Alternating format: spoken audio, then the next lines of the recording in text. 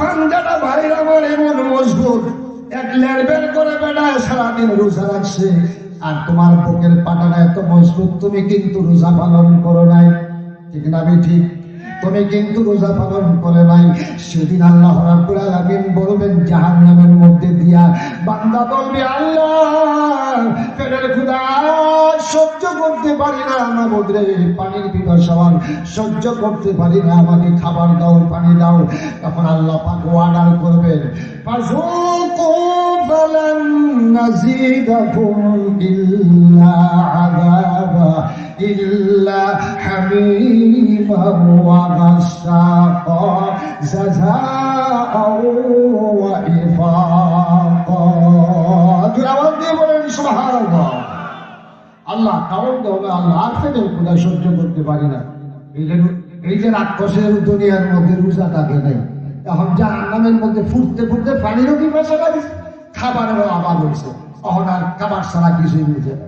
আল্লাহ রাব্বুল আলামিন ডাকিয়ে বলেন ফেরেশতারা, এখন দাদা দেখা যায় খাবার তালাশ করে, এখন তাদের কিছু খাবার দাও। ফাযুকু ফালান নাযীদাকুম ইল্লা আযাবা ইল্লা হামীমা ওয়া গাসসাকা।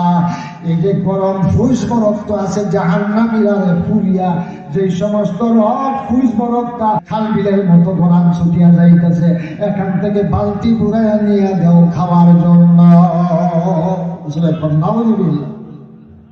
চেয়ারম্যান সব যদি জাহান্নামে যায় রোজা না তাহে, মেম্বার সব যদি জাহান্নামে যায় রোজা না তাহে, তাহলে তো তাদের কি আলাদা খাওয়ান দিব?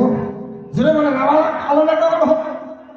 আল্লাহ মজা খাও, মজা খাও।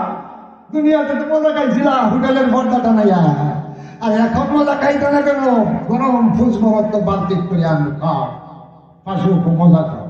ফালান নাযীদাকুম ইল্লা আযাবা ইল্লা হামীমা ওয়া গাসসাকা। এই গরম পানি ফুসবরত যখন তার মুখের দিকে আনবো খাওয়ার জন্য, এটাই খাওয়ার জন্য চেষ্টা করবো, তখন হাদিসের মধ্যে আসছে বাবা, তখন তার মুখের কিনারে নেওয়ার সাথে সাথে তখন তার মুখের গোশতগুলো হাড্ডিগুলো গলিয়া বালতির মধ্যে ভরিয়া যাইব। সাজা আও ওয়া, এটাই তোমাদের সাজা, এটাই তোমাদের পুরস্কার আজকে। কারণ দুনিয়ার মধ্যে রোজা বালা ছিল না, ঠিক না বাজানো? এই জন্য ভাইয়ের আমার রোজাটা থাকবেন। জাহান্নামের কিন্তু আগুনটা দুনিয়ার আগুনের মতো না, আমি আগেই বললাম। আল্লাহর গজবের দ্বারাই সৃষ্টি।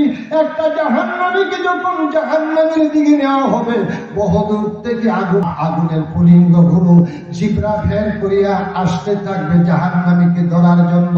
হাদিসের মধ্যে আসছে আগুনের যে লালাগুলো বহুদূর থেকে ধাক্কা মারবে তার বুকের মধ্যে, সর্বপ্রথম তার শরীরের মধ্যে লাগবে না, সর্বপ্রথম লাফ দিয়া আগুনটা তার কলিজার হৃৎপিণ্ডের ভিতরে ঢুকিয়া যাবে, কলিজার ভিতরে ঢুকিয়া যাবে। বান্দা এমন একটা চিৎকার মারবে, আল্লাহ আর সহ্য হয় না, আর সহ্য হয় না গো মাবুদ, আর সহ্য হয় না। আল্লাহ তুমি জাহান্নামে ফালাইবার আগেই আল্লাহ এত কষ্ট, জানি না তুমি আমাকে জাহান্নামে দিলে কত কষ্ট হবে।